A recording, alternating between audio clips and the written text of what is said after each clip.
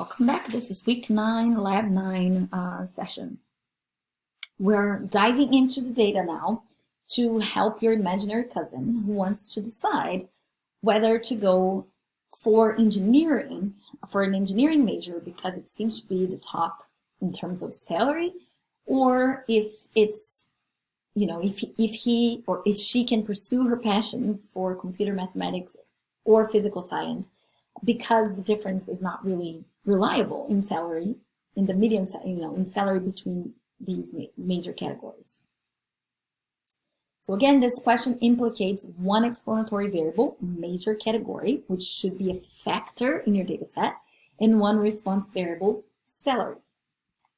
Let's take as response variable, in this case, the 50th percentile salary. Because remember, for salary in the data set, we have some options. We have kind of the most typical 50th percentile salary, but we could get, the low-end salaries to analyze this, the high-end salaries to analyze this by getting the 25th and 75th percentile.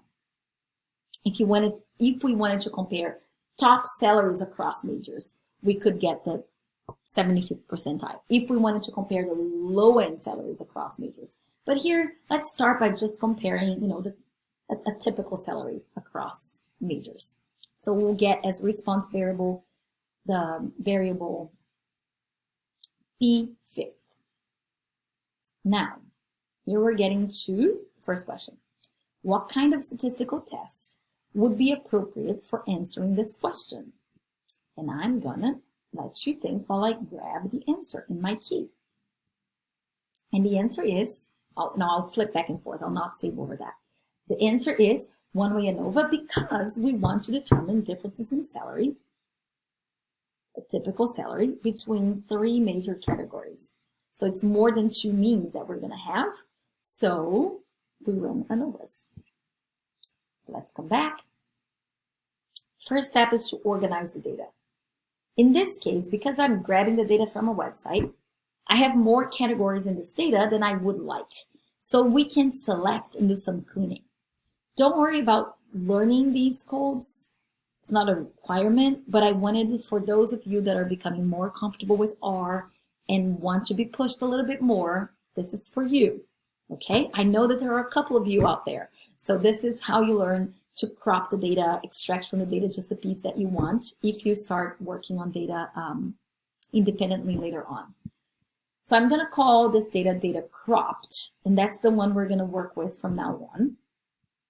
Remember, from this point on, you want data cropped because we're going to filter the original data, which is major data, and we're going to say just keep the data when major category equals engineering, or this little vertical mark is, R reads this as or, major category equals computer and mathematics, or major category equals physical sciences. So R will go in and we'll look, is this category engineering? Yes, so I want to keep it. Is this category computer science? Yes, I'm going to keep it. If it's none of these, then that statement is false and R is going to throw that out. But R doesn't really throw that out. That's the thing. It ignores it, but it doesn't throw it out. To throw it out, you actually have to drop the levels, which we're going to do because for plotting, if we don't drop the levels, then R creates spots for the data of the other levels, and that graph looks weird. So we drop the levels by using the drop levels function. Again, if you want to learn this, go through the code, figure it out so you can reapply it if you need in a data set that you got from the internet, so you don't have to go by hand and get rid of stuff that you don't want. But this is not a requirement, okay? It's just for you and you and you that is beginning to get excited and comfortable with R. I know that this happens at different paces for different people. So now, just like in t-test, I hope you're getting used to the process. First, we organize the data. Number 2, we figure out what kind of, let me track back. First, we figure out a question that we want to ask of the data set. Number 2, we organize the data set such that we can answer that question. And then 3, we figure out what test do I need given the question that I have at hand. Oh, it's a ANOVA, okay, but now I need to check the assumption to make sure I can run ANOVA, even though it makes sense to, given that I have three means that I want to compare. It makes sense that ANOVA is the test that I want, but I need to make sure that we have met the assumptions that allows us to actually trust an ANOVA as a test here. Number one, we need to have numerical data, which we do. The 50th percentile salary is actually a value, a salary, so it's a number. We can average over it, so it's great. Independence of observations, random sampling, less than 10% of the population size, which we do, the major categories we're sampling randomly, from a particular set of universities. We're not sampling all of the majors of all of the universities, which is the population. If we look at the distribution, it looks a bit skewed, but within some acceptable range. That's the conclusion, so we'll move forward, and homogeneity variance can be assumed. So those are checking the assumptions. And of course, 3 and 4, we actually need to do some analysis to support it. So just like we did for t-test, let's support that by using histograms, and as I showed you in class, box plots might be actually a better way of looking at this when we have small data sets.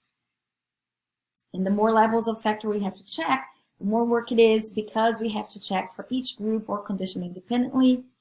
So I like to use broad strokes methods here instead of doing one histogram, another histogram, having to filter the data. That's a lot of work. If we have like 4 different majors, maybe we want 3 different majors. What we want to do is use something we learned on lab 4, which is to use facets to do our histograms, for example. So for histograms, the steps. First, we need to get the range of the data. So I'm doing data cropped $fifth, which is the response variable that I'm looking at. And it goes from 35,000 to 110,000. So I'm going to do my ggplot. And here I have, as usual, the name of the data set that I want, not major data, because that has all the majors. Use data cropped. Your variable of interest, he is P5th, because we want the typical medium salary.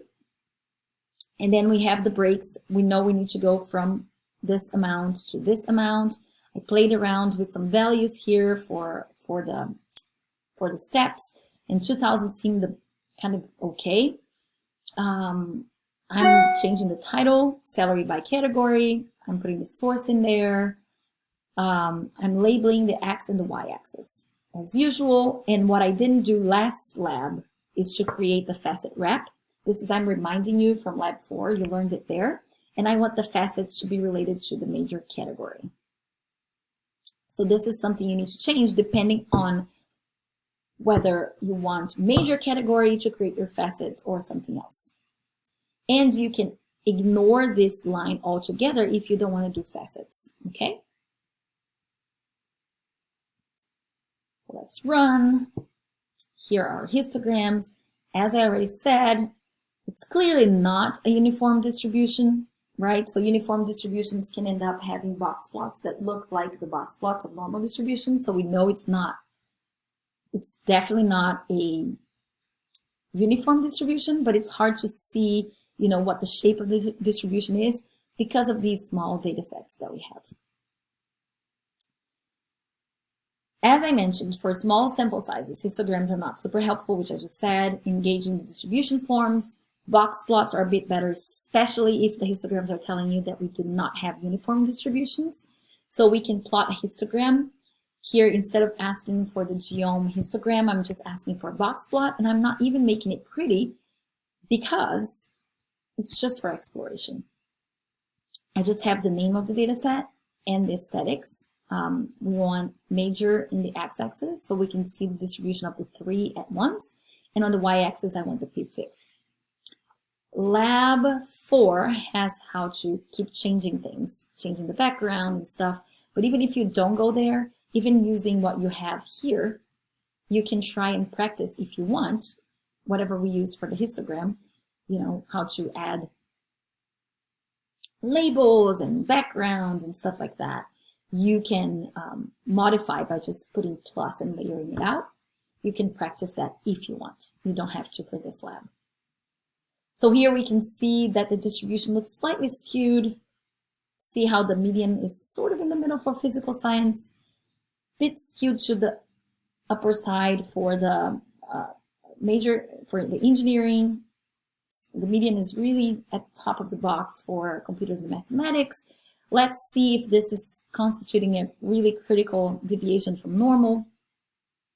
To do that, we'll use the describe by. We're going to use the data cropped p5, the first input. Again, this is just like last lab. First input is just the data that you want to summarize. And then the second input, when you do describe by, is how you want to break it down. And we want to break it down by major category. And our order things alphabetically. So the first output will be for computers and mathematics, the second for engineering, and the third for physical science. So if we run, let's look here, and it does say that here. First group, second group, third group. So here's the first group. We can see that mean and median are pretty close together. It's just a 3,000 difference. And we also can see that the values of skew and kurtosis is pretty close to 0, so we're not going to worry about this one. For the second one, which is engineering, also mean and median very tightly together, and kurtosis is a bit peaked, showing that the distribution is a bit peaked, which is probably pushed by, see how this very high peak there? It's not very common in normal distributions to have such a high peak. It's higher than would be expected if it was normal. But the skew is within good range, and the mean and median are virtually the same, right? The mean and the median. So all considered, if you look here, you know, the median is right, very close to the middle of the box. So it's just this peak thing. So I think we're going to be fine here too. So here is the third, mean and median also not very far apart, and also kurtosis and skew pretty close, you know, pretty close to 0, definitely be below the 2 cutoff. So not too bad. Mean and median very close in magnitude, skew and kurtosis less than absolute 2, except for this high kurtosis for engineering. We'll assume reasonably normal distributions and move ahead, especially because ANOVAs are pretty robust to small deviations in normality. Homogeneity of variance is the other thing we need to support. We said we could assume. So in order to, again, spot differences in variance, it's nice to look at the sizes of the variation, and we can use box plots for that. So they look pretty close together. But then we can use Levene's test to actually test the hypothesis quantitatively. So equal variances across the major categories is our null hypothesis. And if we run the Levene's test, which involves putting your DV, the IV, and the data set, we learned that from last time, we can see that the p-value is more than 0.05, so we do not reject the null hypothesis. We keep HO, we keep the hypothesis that there is equal variance across major categories, and we can assume equal variances when running our ANOVA.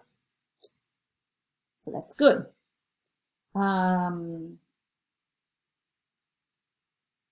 Again, this time we're okay, but what if the assumptions were violated? If normality and homogeneity of variance assumptions are violated, one option that you have is to transform your data. For example, taking the log 10 of the data tends to minimize skew and reshape the variance and get it back into compliance. Another option is to use non-parametric tests, such as Kruskal-Wallis, if the data is not normal and you don't want to do the transformation or the transformation didn't work. But this is all beyond the scope of this class.